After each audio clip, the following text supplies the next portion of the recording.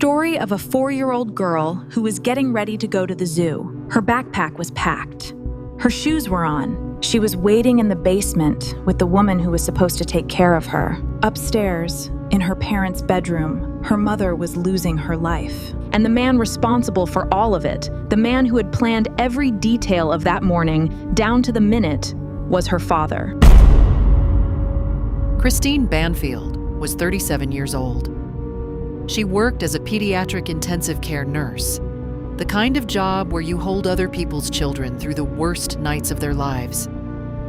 She lived in Herndon, Virginia, a quiet suburb about 30 minutes outside Washington, D.C., with her husband, Brendan, and their young daughter. From the outside, the family looked like every other family on the block. A house in the suburbs, a child in preschool, 2 cars in the driveway. Brendan Banfield was 40. He worked as a special agent for the IRS, the kind of federal law enforcement officer who carries a badge and a gun. He had been with Christine for nearly 2 decades. They'd had their problems. They'd been to therapy. They'd had affairs before, both of them, and they'd found their way back each time. But sometime in 2022, something changed. The family hired an au pair from Brazil, a young woman named Juliana Perez Magalhães. She was 23. She moved into their home to help with childcare. Within months, Brendan and Juliana were involved. At first, it was secret trips, a weekend in New York City, late nights after Christine had gone to bed. But this affair was different from the ones that came before. This time, Brendan wasn't looking to come back. According to Juliana's later testimony, Brendan told her in October of 2022 that he wanted to get rid of his wife. She said at first she thought he was joking. He wasn't. Divorce would mean splitting assets. Divorce would mean a custody fight over their daughter. Divorce would mean losing the life he'd built. So instead, prosecutors say, he built something else, a plan. And the plan needed a stranger. In January of 2023, someone created an account on FetLife, a social networking site for people interested in BDSM and other sexual fetishes. The username was Anastasia9. The profile used Christine Banfield's name, her photos, her details. Prosecutors say Brendan created that account on Christine's own laptop, deliberately logging in only when she was home so that digital records would make it appear she had been running the profile herself. Through that account, Anastasia9 began messaging a 39-year-old man named Joseph Ryan. He lived in Washington, D.C. He had no connection to the Banfield family. He had never met any of them. The messages described a fantasy scenario, a violent, staged encounter at the woman's home, the kind of role play that required trust. Ryan was told to bring a knife. He was told to bring restraints. He believed he was meeting Christine. He believed everything had been discussed. He believed it was mutual. He was walking into his own framing. On the morning of February 24th, 2023, Brendan left the house early. He drove to a nearby McDonald's. Juliana was downstairs with the couple's 4-year-old daughter, getting ready for a trip to the National Zoo.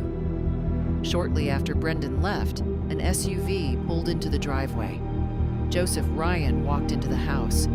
What happened in the next few minutes would take investigators months to piece together, and a jury nearly 9 hours to decide. At 9:13 a.m., a 911 call was placed from Juliana's phone. No one spoke. The line went dead after a few seconds. 13 minutes later, another call was placed. This time, Brendan Banfield was on the line. He told the dispatcher that an unknown man had entered his home and attacked his wife. He said he had shot the intruder. When Fairfax County Police arrived, they found Christine Banfield in the upstairs bedroom. She had been stabbed 7 times in the neck. She was still alive when paramedics reached her, but she would not survive. On a dog bed in the corner of the same room, they found Joseph Ryan. He had been shot, once by Brendan's government-issued weapon, once by a second gun that Juliana had fired. In the basement, they found the 4-year-old. She was unharmed. She was still wearing her shoes for the zoo. There were no signs of forced entry. And that detail matters more than you might think. Brendan told officers that he had come home after Juliana called to say she'd seen a strange car in the driveway. He said he'd entered the bedroom with his service weapon drawn and found a man attacking his naked wife with a knife. He said he announced himself as police. He said he shot the man in defense of Christine. Juliana told police the same story. For months, that's where things stood. 2 witnesses, 1 story, a grieving husband, a dead stranger who appeared to be the only one at fault. But investigators couldn't make the scene fit the narrative.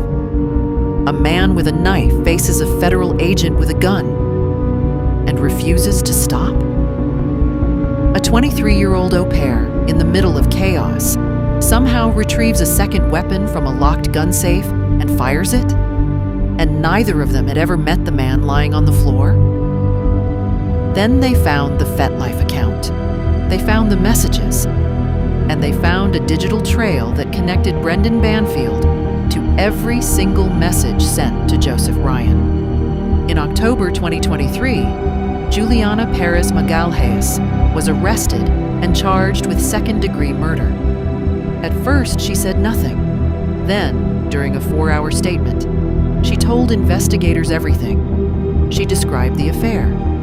She described the plan. She described how Brendan had taken her to a shooting range weeks before the incident, how he had taught her to use a firearm, how on the morning of February 24th, he had given her access to his personal weapon.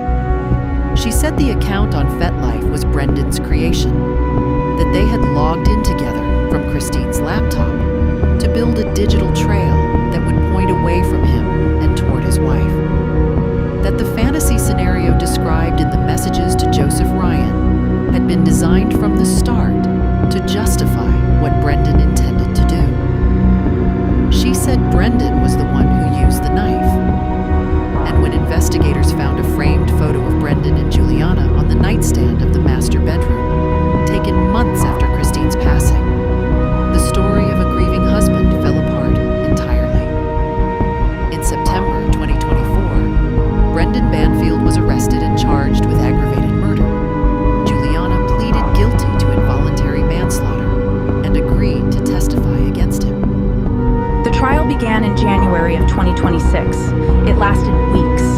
Juliana took the stand and described the plan in detail. Brendan took the stand and called her testimony absolutely crazy. His defense argued she was a liar who had been pressured by prosecutors. But his lawyer never offered an alternative version of what happened that morning. He attacked the prosecution's case. He never replaced it with one of his own.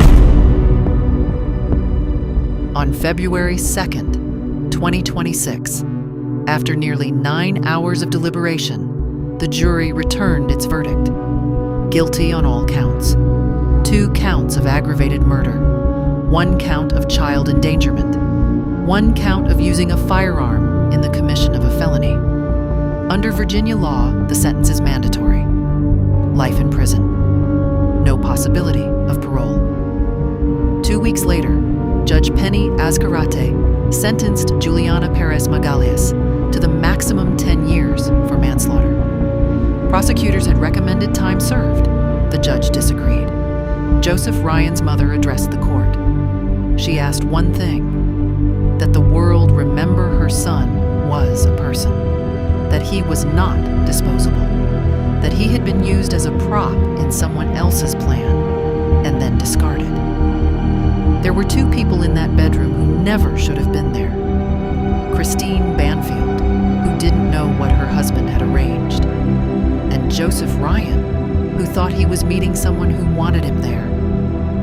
Neither of them had any idea what was waiting. One was the target.